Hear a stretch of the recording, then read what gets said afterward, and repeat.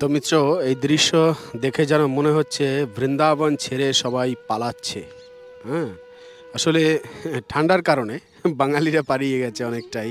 কিন্তু দূর দূরান্ত থেকে আবার অন্যান্য ভক্তরা এসেছেন একাদশী, দ্বাদশী বা বিভিন্ন শুভ ক্ষণগুলোতে ভক্তরা আসেন গিরিরাজের পরিক্রমা দেওয়ার জন্য। তো আজকে চলে আসলাম গিরিরাজের পরিক্রমা দিতে এবং গিরিরাজের তটে যেসব সৌন্দর্য আছে অনেক দিন পরে আবার আপনাদের সবাইকে দর্শন করাবার জন্য আজকে এসে উপস্থিত হয়েছি। সামনে রয়েছে আমাদের এই যে গিরিরাজের তট, এই যে গিরিরাজজি। তো মিত্র, চলুন তাহলে দর্শন শুরু করি। ধাম সেবক উত্তম চ্যানেলে আপনাকে অনেক অনেক শুভেচ্ছা ও স্বাগতম। একদিন পর পর ঠিক সন্ধ্যে 6টার সময় একটি করে ভিডিও নিয়ে আমি হাজির হই। তো চলুন তাহলে ভিডিওটি শুরু করা যাক গিরিরাজের দর্শন দিয়ে।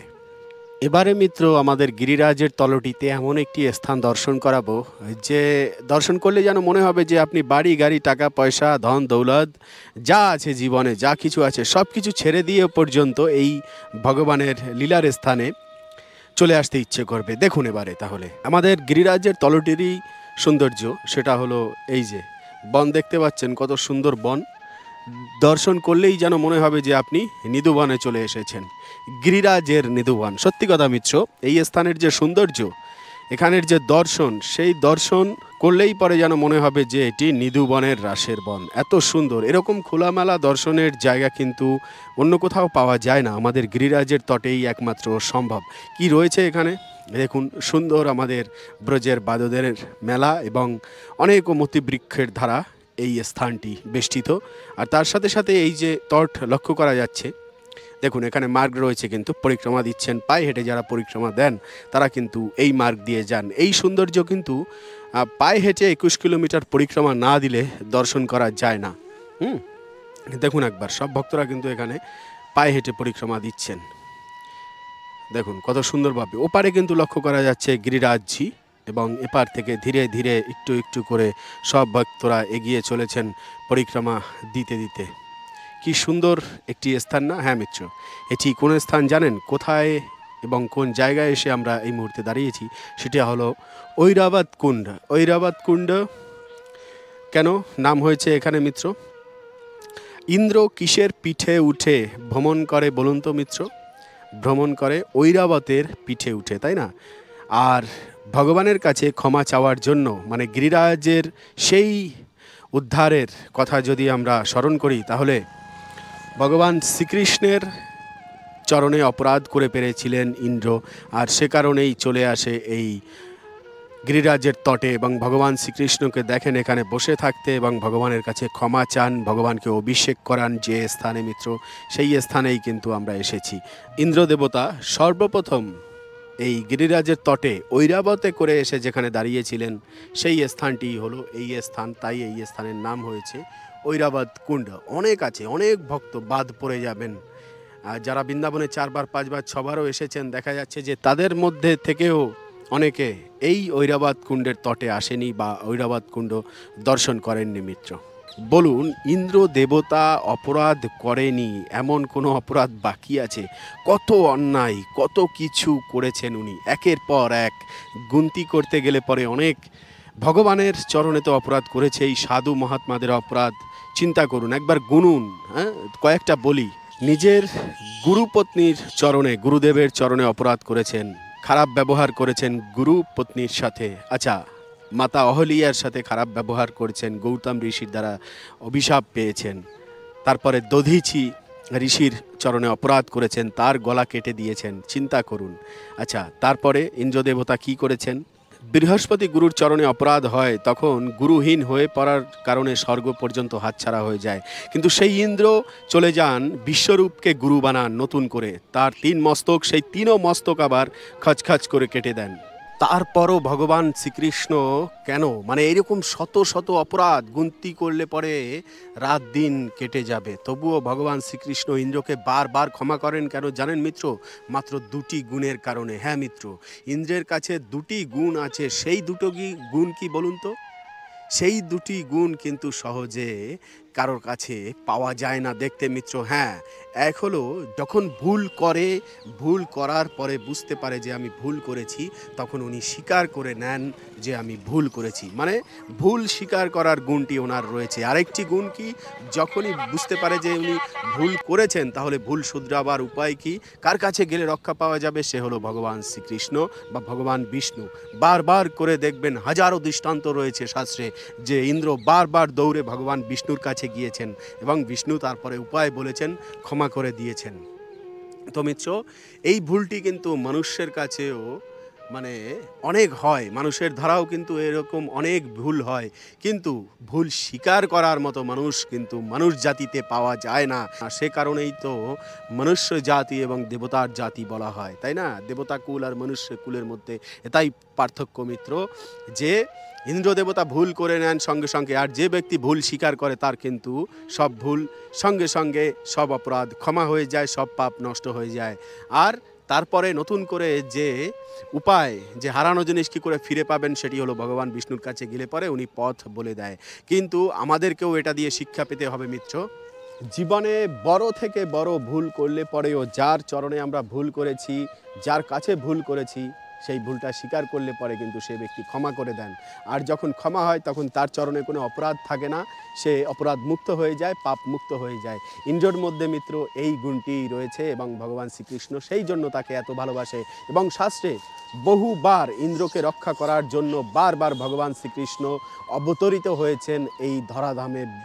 ইন্দ্রের সিংহাসন ফিরিয়ে দেওয়ার জন্য কিন্তু বামন অবতার নিয়েও বলি মহারাজকে সুতল লোকে পাঠিয়েছেন আমাদের ভগবান বিষ্ণু, শুধুমাত্র ইন্দ্রের জন্য। তাই এই জগৎ সংসারের কাছে গিয়ে মিত্র কোনো লাভ নাই। ভুল যদি স্বীকার করতে হয় তাহলে শ্রীকৃষ্ণের কাছে ভুল স্বীকার করুন, তার থেকেও বেশি হলো রাধারানীর কাছে ভুল স্বীকার করুন, রাধাকুণ্ডে এসে স্নান করুন, দেখবেন রাধারানী ক্ষমা করে দেবে, সব পাপ নষ্ট করে দেবে। হ্যাঁ, কিন্তু বৈষ্ণব অপরাধ হয়ে গেলে আর ভগবানের কাছে গিয়েও কিন্তু কোনো লাভ নেই, শুধুমাত্র সেই বৈষ্ণবই ক্ষমা করতে পারবে, আর কেউ পারবে না। তো এবারে চলুন আমরা গিরিরাজজিকে কাছ থেকে দর্শন করি। একদম কাছে নিয়ে যাব মিত্র আজকে গিরিরাজজিকে দর্শন করার জন্য। কত সুন্দর বন, সব তটেই আসা যায়, কিন্তু আলাদা আলাদা তটে আলাদা আলাদা কিন্তু আমাদের গিরিরাজের সৌন্দর্য রয়েছে। দেখুন, কাছ থেকে গিরিরাজকে দর্শন করি। একদম অন্ততপক্ষে মাসে একবার গিরিরাজকে দর্শন না করতে পারলে কি ভালো লাগে। যেরকম আমরা বিদেশে থাকি আর বাবার সাথে দেখা করতে আসি, ঠিক আমাদের বর্তমানের দর্শনের অবস্থাটাও সেরকম, যে মাসে অন্ততপক্ষে একবার আমাদের পিতা, পরম পিতা গিরিরাজজিকে দর্শন করতে আসব। আর তার সাথে সাথে তার তলটিতে যারা বাস করেন তাদেরকেও আমরা দর্শন করব, তাই না?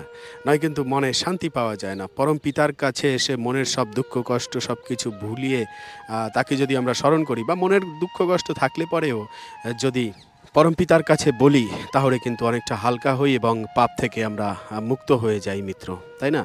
দেখুন কিভাবে দলে দলে যাচ্ছেন। কোথায়? বৃন্দাবন ছেড়ে না, ভগবানের কাছে যাচ্ছেন। আর ঠান্ডা পড়লে পরে আমরা বৃন্দাবন ছেড়ে যাই, কিন্তু বেশিরভাগ ভক্তরা দেখুন এই 25-24 ডিসেম্বরের পর থেকে ঠান্ডা অনেক বেশি শুরু হয়েছে, কিন্তু ব্রজধাম ছেড়ে কেউ কিন্তু যাচ্ছেন না, বরঞ্চ আরও ভিড় বেড়ে গিয়েছে এই সময়। সত্যি 25 ডিসেম্বরের হয়তো ছুটি ছাটা থাকে ভক্তরা, সে কারণে বেশি করে দর্শনের জন্য আসেন আমাদের ব্রজধামে।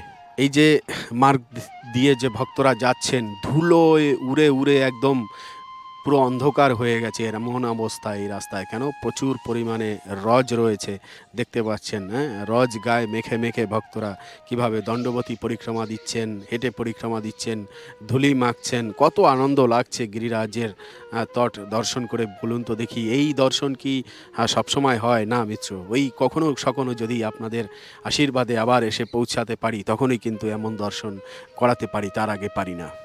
জগতের কিছু কিছু ভক্তরা তারা কিন্তু এই গিরিরাজের তট, গিরিরাজ পরিক্রমা দিতে দিতে সবাই কিন্তু মিত্র চলে যাচ্ছে একে একে বৈকুণ্ঠ লোকে কিংবা গোলকধামে, আর আপনি আর আমি পড়ে রয়েছি। দেখুন এই যে গিরিরাজ মহারাজ রয়েছে এবং তার সন্নিকট থেকে যারা যারা এই যে পরিক্রমা দিয়ে ভক্তরা যাচ্ছেন, হ্যাঁ, এনারা কিন্তু সবাই কৃপা প্রাপ্ত হয়ে গোলকধামে রওনা দিয়েছেন, জানেন মিত্র। আর আমরা সংসারে ডুবে রয়েছি যারা, আমাদের কি গতি হবে বলুন তো? শুনুন রাধে রাধে ধ্বনি দিতে দিতে কিভাবে পরিক্রমা দিতে দিতে এগিয়ে চলেছেন। দেখেছেন কীরকম ভিড় গিরিরাজের তটে, সবাই গিরিরাজের কৃপা পাচ্ছে। আর আমরা যারা আসতে পারছি না ব্রজধামে, আমাদের কি গতি হচ্ছে বলুন তো একবার? কোনো গতি নেই। আর পরিক্রমা দিচ্ছেন দিচ্ছেন, সে কৃপা তো প্রাপ্ত হচ্ছেই সব ভক্তরা। এই ভক্তদের ঢল যেন শেষ নেই। হ্যাঁ, দেখুন ডান দিকে গিরিরাজজি আর বাম দিকে ভক্তরা রয়েছে। আর তার সাথে সাথে তো বাদর সেবা, গোমাতার সেবা আছেই, সেসব সেবাও করছেন। কত আনন্দ ওনাদের মনে, কেন ওনারা ভগবত ধামে ফিরে যাচ্ছে। নিরানন্দ আমরা যারা বাড়িতে বসে বসে মনে মনে ভাবি যে আনন্দ করছি, টাকা পয়সা ইনকাম করছি, বিভিন্ন প্রকার জায়গায় যাচ্ছি, ঘুরছি, আমরাই আনন্দ করছি বেশি।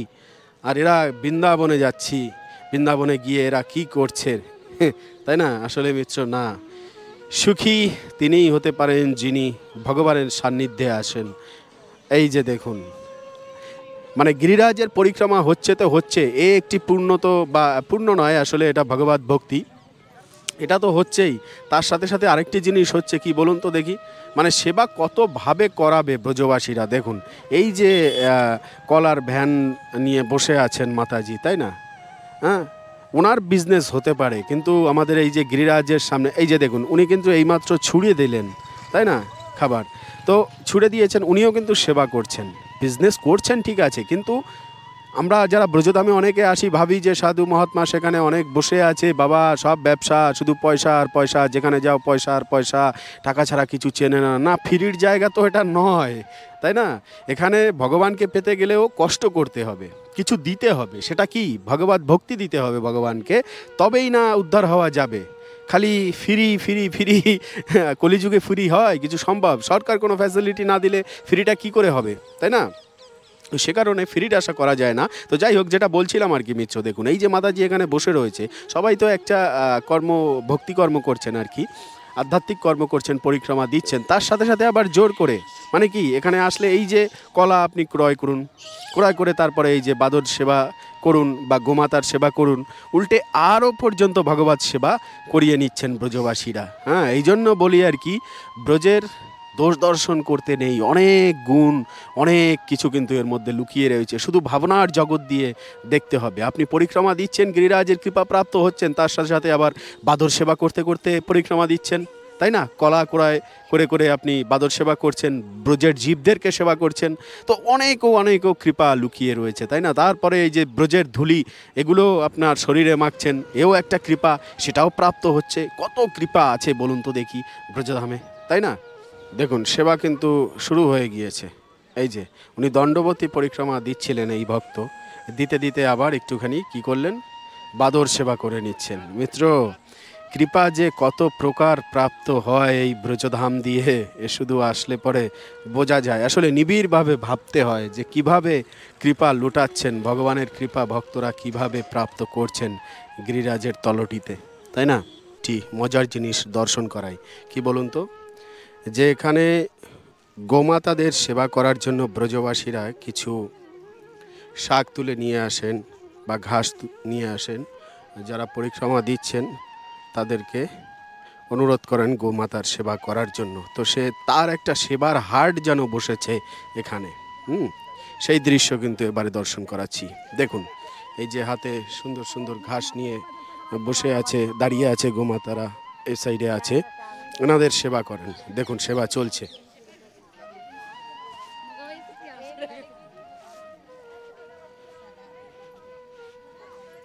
এবার দেখুন কত সুন্দর দৃশ্য লাগছে না এখান থেকে দর্শন করতে? গোমাতাদের সেবা হচ্ছে এখানে, আর এই যে লাইন দিয়ে পাশে বসে রয়েছে সব ব্রজবাসীরা সেবা করার জন্য বলছে ঘাস নিয়ে।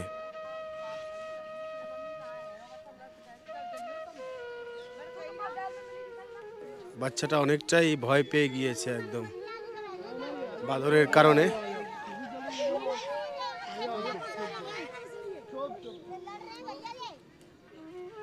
আসলে ভক্ত যেখানে আছে সেখানে গোমাতা আছে, বাদরেরাও আছে। গিরিরাজের তটের পরিবেশ দেখুন একবার, হ্যাঁ, কত আনন্দ করছে আমাদের ব্রজের বাদরেরা বিকেলবেলা।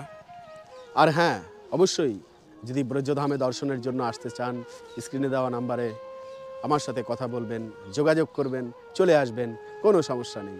তো যাই হোক মিত্র, আজকের এই ভিডিওটি ছিল এই অবধি। পরবর্তী ভিডিওতে আবার দেখা হচ্ছে, কথা হচ্ছে। সে অবধি ভালো থাকবেন, সুস্থ থাকবেন আর আমাকে হৃদয় থেকে আশীর্বাদ করবেন।